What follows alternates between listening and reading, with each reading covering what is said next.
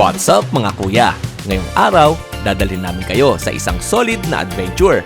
Daraitan, Tanay Rizal. Mula pa lang sa biyahe, ramdam mo na agad ang fresh na hangin at vibe ng bundok na talagang nakakawala ng stress. Grabe, ramdam na ramdam yung lamig dito sa aking gloves na namumuot, nanonood. Pagdating dito, boom! Sasalubong sa iyo ang napakalinaw na tubig. Perfect ito para sa mga mahilig sa hiking, chill na paligo sa ilog, at syempre, pang solid na content. Every step, every view. Pang post, pang story, pang memories. At syempre, hindi kompleto ang Daraitan kung hindi mo maranasan ang tunay na probinsya feels.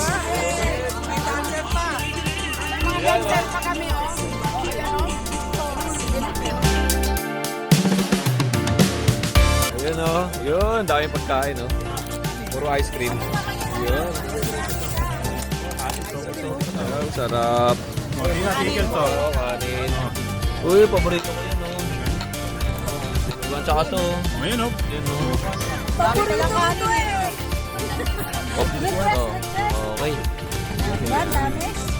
Ikaw, may kanin pa tayo. Oh, ano, naghanap pa kayo ng ulam. Daming kanin o. Okay. Ayun nga, puro ulam na lang. Ayun o, Oh, sarap. diba? Oh, diba?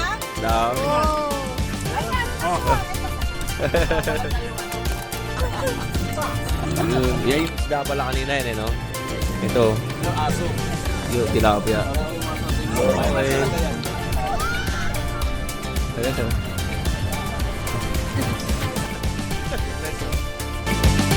Simple, tahimik, pero sobrang ganda.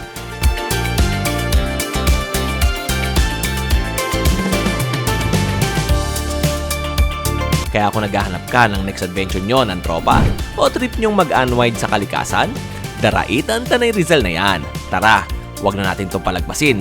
Huwag puro plano, biyahe na!